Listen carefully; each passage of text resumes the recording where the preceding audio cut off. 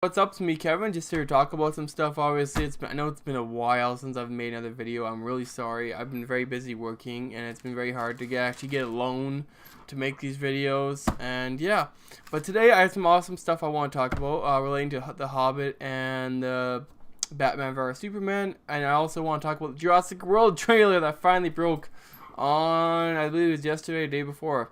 So I want to talk about that, and then yeah. So yeah, I do apologize. I know it's been a while, but I've been very busy.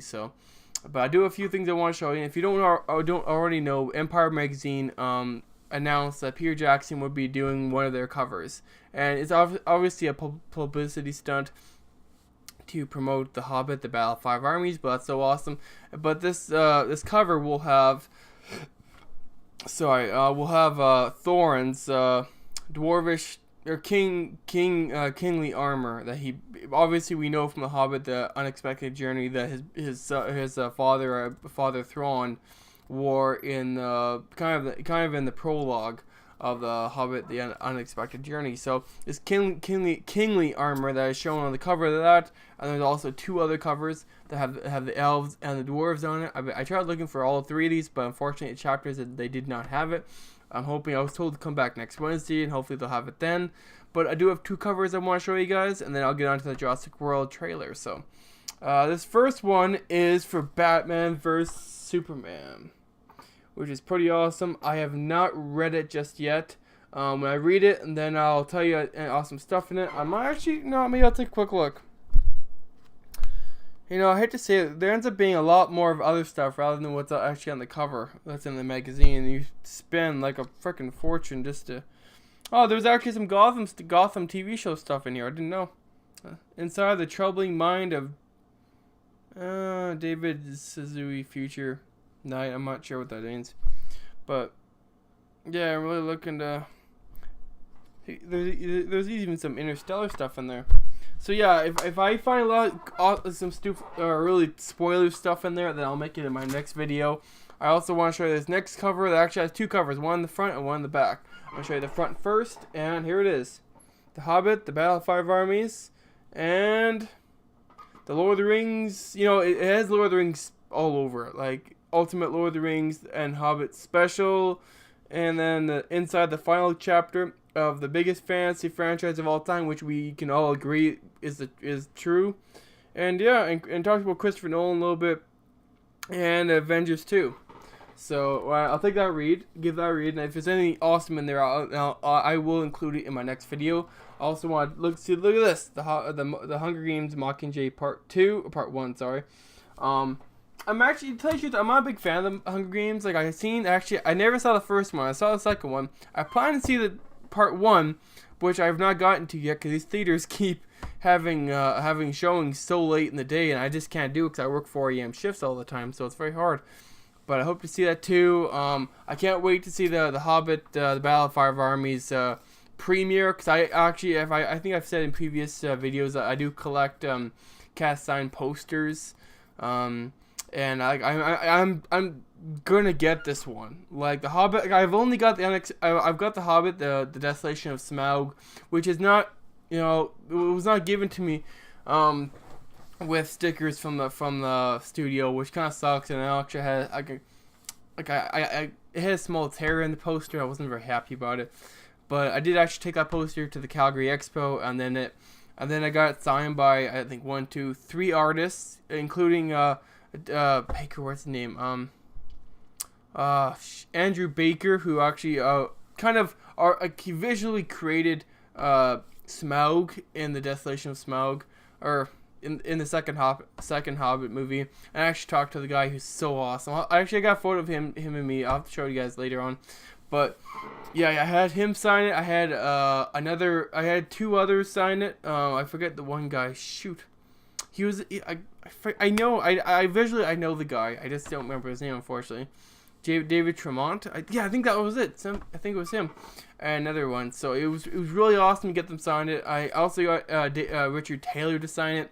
I was just really pissed that it ripped. Like it did have a lot of creases in it from being moved around a lot. Unfortunately, I'm hoping if you guys actually know any best way to fix a poster, like it's only on the side of the poster. It's a small tear, but it still pissed me off a lot when I saw it.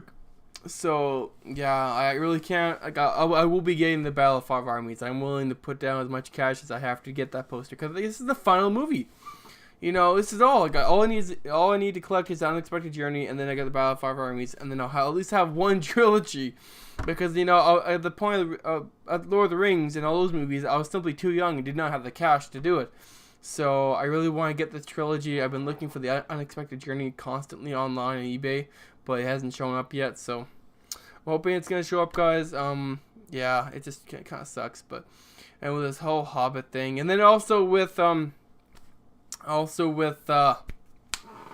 Billy Boyd's song, The Final Goodbye, that song which will be playing in the credits of the Battle of the Five Armies. Yeah, if you haven't heard it yet, it's seriously, if you're a big Hobbit fan, it's gonna mold your face down. You'll be crying. So it is a great song. But I don't want the Middle Earth to end. It just, when I heard that song by Billy Boyd, God, you son of a bitch, you're making me cry, because it's ridiculous. So, and it sucks because this is the end, and people have been screaming for the Silmarillion to be made, but that's never going to happen because Christopher Tolkien, no offense to him, he's going to have to die before anything happens to that, and that could be still another 5, 6, that could be forever. I know he's in old age and stuff like that. I'm not being rude to him. I'm sure he's a very cool guy. It's just all that legal shit that's happening through Warner Brothers and them owing money and blah, blah, blah. I'm hoping at some point they will do it, but that could be 3 trilogies in a row. That's a huge stack of information, and it was never meant to be. The Silmarillion in all was a bunch of notes that was weaved together by his son, and then it was made into a story that obviously you can buy the book and then read it, and you'll know it's kind of a prequel to knowing how Sauron became Sauron, how his boss Morgoth, who died, who was basically Sauron was his apprentice. If you don't know, I'm sorry, I'm talking a lot of Lord of the Rings literature here. So if you don't know what I mean, I'm very sorry. So yeah, it'd be very interesting visually, but that would be visually I would really have to be something entirely different because at this point, Middle-earth did not probably halfway through the Silmarillion, the Middle-earth is conceived and massive fights ensue. It's probably just as big as the Siege of Minas Tirith and what happens in the Hobbit, probably together, and the Helm's Deep. It's a huge battle sequences in that Silmarillion. Basically, it's the fight for Middle Earth, and the elves come over from Valinor, but Galadriel takes them over. I'm sorry if I'm really making no sense here to any of you who do not know a lot about the Hobbit and Lord of the Rings, stuff like that. So. But that's basically what Silmarillion's about. How Middle Earth is conceived and how, Sauron and Morgoth kind of weave their powers to take over Middle Earth. At some point, halfway through the book, after they've left, I believe it's Valinor, and then the whole kingdom of Numenor is conceived. The men who obviously are a Dunedain, like Aragorn, who live very long, and then it's a very long storyline, but it'd be awesome though, because the only thing that could be wrong here is that you could never bring in, you could at the very end of the Silmarillion, then you could cameo a Gandalf, because none of them lived. None of these characters live. Galadriel and Elrond are probably the only 2 characters you could ever bring in, because they were there near the very beginning. Because Galadriel brought the elves over from Valinor to Middle Earth. So, Galadriel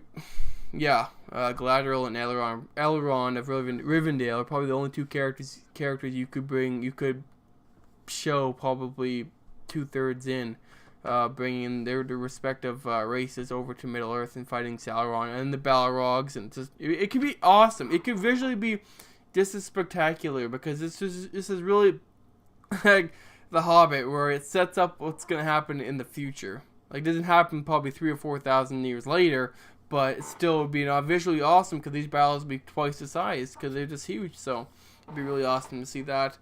But whenever we see the Silmarillion, I don't know. I wish it would come up. I know people have been screaming for it, but unless you're willing to pay Christopher Tolkien, who is J.A.R.R. Tolkien's son, all the back taxes and all the money he says he's owed from Warner's, but Warner's hasn't paid it. But you know, I believe if this final Hobbit movie if it cracks the $90 million, like breaks that, and the first opening weekend or whatever, they maybe Warner Brothers will consider trying to patch things up with the Tolkien estate and hopefully doing something. But I think just like Christopher Tolkien has all the power right now, so he why would he do it? And being that he's probably in his senior age, like no offense to him, but he's probably gonna die in the next 15 years or 20 years. So I know Warner Brothers is probably gonna outlast them. No offense to Christopher Tolkien or anything like that. I'm just saying straight comments. So I think in my lifetime I will see the Silmarillion. It'll probably be 10 years, maybe 10 years. Like, it just depends what happens, or if Warner Brothers is willing to patch things up with Tolkien estate. I don't know. It'd be awesome to see it, but Warner Brothers knows where the money is, so they might want to patch things up. But yeah, other than that, The Hobbit, but it's very hard as a Hobbit fan to detach from Middle Earth. Like, I've gotten used to it. Like, I remember seeing the very first one, The Fellowship of the Ring, in 2001, and I was the funny thing is I was reading through The Fellowship at the same time, and I think it was at the tail end, and then I read The Two Towers, and then I had read The Return of the King, which would put me to sleep. But it's better than a warm glass of milk reading those books, and I'd read them in the library at lunchtime rather than going outside. So yeah, it's very hard to see, because it's gonna be very hard to detach from Middle Earth after like 6 movies. But I respect Peter Jackson to walk away from this. He's done a marvelous job, and I'm sure all of us, including even me saying this, I would love to see Peter Jackson go forward with the Silmarillion, but that visually could take a long time. Like, even the first couple movies, I don't know. Like, I honestly don't know what could happen in those movies. It would probably take 2 or 3, probably 3 trilogies of movies just to get through them all. Probably 6 movies in all to get through the Silmarillion, just because it's such a vast storyline. Like, it's probably much more complex than The Lord of the Rings a little bit, because it's the beginning of the world kind of stuff. But it's gonna be interesting if they ever do get the ball rolling on that movie, because I'll go see it. I would go see it, because we would see Elrond, we would see Galadriel, we might see some cameos of the wizards possibly at some point. But that movie visually could be pretty spectacular. So yeah, I really can't, like, it's very hard to detach. It just is. And when I see this final movie, I almost have to. I know I'm ranting on a lot about this, but we will get the Jurassic World. Don't worry. That, like, this is almost like Star Wars. I was there to see the very first trailer when it came out at 10 o'clock, or the second trailer, the new one. And then I'll be there that night to see the very first screening the night before. I will be there. Like, I know a few friends of mine we're going too. So I will be there to see it, and I'll see it again the next night. I probably will see it at least one more time after that. And then if I get the cast iron poster, then I'm going to cry and say, at least I got what I wanted, because I collect this stuff. And plus, I've got the Beaufort toque, which actually, I hate to say it, but the wool is actually starting to wear. Or not wear, but it's starting to lose its curl. And it's kind of pissing me off. But yeah, it's going to be very hard. And to boot, probably Warner Bros. Will open up an extended edition of the third Hobbit movie. Probably in November sometime. Extended edition. It's just a money-making ploy, obviously. But, I'll go into it, because Lord of the Rings and Hobbit is like Star Wars to me. So I have to... I would have to see those final scenes. I know when I bought the Lord of the Rings trilogy, and I actually just recently on iTunes finally was able to buy the extended Lord of the Rings trilogy, and I love the Fellowship. The first one, Fellowship, because there was a lot of references to Thorn and the dwarf. There was more than a few than I expected, and they actually said Thorn, and I never expected them, because I just didn't expect Peter Jackson to take back so much from The Hobbit. And it's funny that he said he would never go do The Hobbit, but yet he opened up so many doors and references to The Hobbit to make that movie after Lord of the Rings. So that's kind of weird. I'm gonna move this light a little bit, but it's kind of weird that Peter Jackson put so many references to Thorin and the Mithril and all that stuff when they're walking through Moria in the extended edition of the Fellowship of the Ring. So it's just very interesting that Peter Jackson said he wouldn't do it, but he ended up doing it anyways. Might have taken 10 years, but he did it. So I do apologize that my eyes are going down a lot. And just, yeah. But it's just very interesting that he put so much kind of references in the Fellowship of the Hobbit. From the Hobbit, referencing the Thorn and the Lonely Mountain too. And a lot of that, like, it was very a lot of references. I almost thought, I obviously knew how the Fellowship of the Ring ended, but I almost thought we would end up going to Erebor, because there were a lot of references in the first bit of the movie of at least from Bilbo and writing the book and the Lonely Mountain. I really thought we would end up going to Erebor instead of freaking Mordor, like, Jesus. So it's kind of weird that Peter Jackson never planned to make The Hobbit, but he opened the door for it, so it's very interesting. So other than The Hobbit, guys, I'm gonna get on to Jurassic World finally. And this is a franchise that, again, I've cared. It's probably not. I've cared about a lot. It's probably only a couple slivers under The Hobbit and Lord of the Rings. Because I remember seeing the very first Jurassic Park back in 1991. Yeah, no, I didn't. Sorry, I was a baby then. But it was probably 7 or 8 years later that I saw the movie, and I just fell in love with it. I watched it a million times. I actually got an autograph from Sam Neill, who played Dr. Alan Grant. So I was such a fan that I actually got in the mail autograph, because I just love that character of Alan Grant. And then unfortunately this new one won't be playing on any of that, and I was sketchy. Like, I understand they wanted to take us in a whole new direction and stop using the whole concept, group of people being stuck on an island and having to go across the island and meeting a bunch of different dinosaurs, which was an awesome. And in Jurassic Park 3, they really didn't, like, visually it was a good movie, but the storyline, it was like a 70-30 split. 70% of the time the visuals were really awesome. 30% of the time the story was just not. It was just way too simple.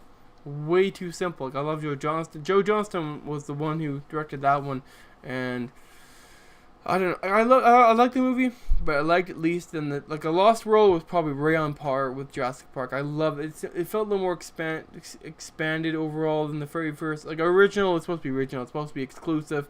And then The Lost World of Jurassic Park was really good. I love that movie. I loved it. And then with this new one, like, they seem to be really hanging on with CGI and then building, obviously, this new dinosaur that they haven't shown yet. And then with Chris Pratt, and I did like, there were a few things in this trailer, and actually, if you don't know, Mazrani, who was a kind of fictional company that Universal put up, a site that explains the company that bought up InGen. If you know from the previous movies, InGen was a company who was behind John Hammond to create this park, obviously. But they made a site explaining, this is Maserati, the one of the largest corporations, blah blah blah, in the world. And the only things I did like that they did take back, they did reference John Hammond and him dying and then taking over that dream of his. So I really like that they're still taking from the roots of what the movie's supposed to be, and not try to make it into something completely separate. It's still connected, but they're not what do you call it? Taking from the roots, like, talking about, okay, we know what happened in Isla Nublar before, so we had to make sure it doesn't happen again. So it's good to have those kind of references to what happened the very first time, and that this movie is based 22 years after the original. So, but I do like that they say, we bought up InGen, and then we also took up John Hammond's dream. So I love that they still took from the roots of what the story was and not try to make it into something entirely different, where they don't reference what happened in the past. So I was really, really happy that they referenced John Hammond and InGen. Like, I love that whole idea of a company doing that, and that this is a more futuristic version that's happened many years later. But I do like Chris Pratt in this. I still wish Alan Grant, like, he was probably, him and Jeff Goldblum were probably the two characters I would have wished would have come back. I love them both in their own movies, like The Lost World, and then then Alan Grant was in Jurassic Park 3, which, he was the best part of that movie. No offense, that and the visuals, like, he was always the best character in that movie. So I wish Alan Grant, like Sam Neill, could come back to play that character. It'd be really great if he could, but You can't have everything you want, but this has to be a new movie. It has to have a new cast. It has to be something different, but still have the same kind of. It's just like a new. A new idea with I don't know, some slivers of what it was, or from the roots of what the movie was supposed to be, previous. So I am happy that they still reference InGen and stuff like that. And the trailer itself, it was nice to see the Velociraptors. It was cool to see that they're actually taking from the game Jurassic Park Builder, where they're building a park and they're building restaurants, and they've bought, and that one scene with the sharks.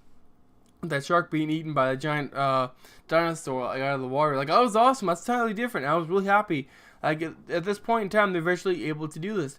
And that, unfortunately, they won't be able to use... They don't look to be using a lot of animatronics, but I still think they're going to use them in some form or another. But that CGI is probably taking over, and it's much cheaper to use, in a sense. So... And him, and then I know Ty Simpson from Iron Man 3 is in it, and it's I really do find it's still going to take from the roots where kids, these people are still stranded on the island, and they have to get off because they create a dinosaur that they should have never created, which is how they're going to get people to get in to watch this movie, because they've created a whole new dinosaur, which is probably going to be a T-Rex crossover breed with something else, and make it super smart like Stephen Hawking. It's like, holy shit, this is an island! And guess what? There's a boat over there, and I can sneak onto it, and it's gonna go to the mainland. Like, if they actually had dinosaurs that were that smart, it'd be cool. But, but the trailer overall, I liked. They still seem kind of faint. It missed Alan Grant or some of the original cast. Chris Pratt was great in it, but I couldn't read a lot off him. Like, it was like he was trying to still play off being the ranger, the person, taking care of the velociraptors and stuff like that. So it was really, really great to see him. I know the other girl, I forget her name. I know she's probably the head girl taking over. She's wearing all that white, the red hair, and I almost thought that could have been John Hammond's daughter or something, because that's something that at least John Hammond's daughter would have worn, taking over the company, like, because John Hammond, at least in the movie, wore a lot of white and a hat, and she kind of reminiscent of John Hammond's. I almost thought that could have been a daughter taking over, worked for Masrani, and then they were able to purchase InGen, and that she would be head of what was going to happen on Isla Nublar once they had it under control. So I thought that could have been a great storyline plot where his daughter takes over and then things really go awry. So it would really have been quite awesome. So there was one scene I like a lot. It was Chris Pratt riding on the motorcycle with the Velociraptors right beside him like a hunting pack. Holy fuck, that was awesome. It was really cool to see that, but I still like the Velociraptors from Jurassic Park 3, which look a little more evolved. They had a big color, they had hair on them, but this version they seem not to have that. Kind of unfortunate. I do like the one from Jurassic Park 3 with a little more evolved look to them. So yeah, it's just that's really great. So I really like that a lot. The trailer from 1 to 10, I'm gonna give it a 7. It's good, but I want to see the movie. I want to see that they've actually gone in a direction, that is completely different, which they looked at to have done. But I'll judge it when I see it. I'm not gonna judge it by the trailer. It looks awesome, but I still want to see what happens. Because we obviously know by the end of this movie that there is. I'm hoping Universal wants a sequel. But I don't know how they're going to do this. Like, I'm hoping they have more references to Isla Sorna, which is actually the breeding ground for these dinosaurs before they were sent to Isla Nublar. So I'm hoping they'll have references to that, like where things are still the same, but they're with a bit of a remodel in a sense, but it's still the same. But it's a remodel, a little bit tinkering to make it a little bit different. But yeah. And I'm hoping this video is great for you guys. That's kind of my review of the trailer. I'm hoping we'll see probably another one in 2 months. And also, guys, I forgot to mention Star Wars. Star Wars on Thursday. I'm really thinking, obviously, the Jurassic World was supposed to come out on Thursday during the Super Bowl, I think, and that they moved out and they showed it yesterday. I think it was the day before that. I think it was yesterday. So they no longer will be showing the trailer, obviously, during the Super Bowl. I think I think, actually, I forget. I think it's Super Bowl. I don't know, some football game. I'm sorry, unfortunately, I don't watch football very often, but I know there's some big football game happening on Thursday, and then there'll be a huge, there'll be a lot of trailers playing. A lot of people will be watching. I believe Star Wars, the teaser, will be showing the 60 seconds or whatever during the Super Bowl. And obviously, we all know that the trailer was it will be showing in select theaters for Episode 7 around the country. So I really think the trailer is going to be shown during Super Bowl or whatever football event happening in the States. But I have a feeling, because that's why Jurassic Park moved out and they got the trailer out a couple of days before Star Wars did. Because, think about it. Star Wars is probably, 25% of the 100% of Star Wars is. So it's very hard, Star Wars is going to destroy them had they come out like a day after Star Wars. So it's going to be very interesting what happens on Thursday. I will do a review of that trailer for freaking sure, because it's Star Wars, But other than that, guys, I hope you very much enjoy this video. I do apologize, like I said, for taking so long for me to make a video, but, shit happens. I will have Star Wars thing up for sure if they do release a trailer on Thursday, but I'm hoping.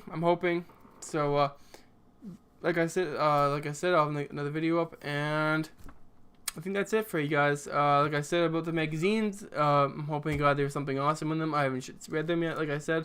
So if there's any big spoilers, then I'll show that with the Star Wars. If they do release Star Wars review. If not, then I'll still make another video either Thursday or Monday. I think that's about it. If you like or subscribe, please subscribe somewhere down there.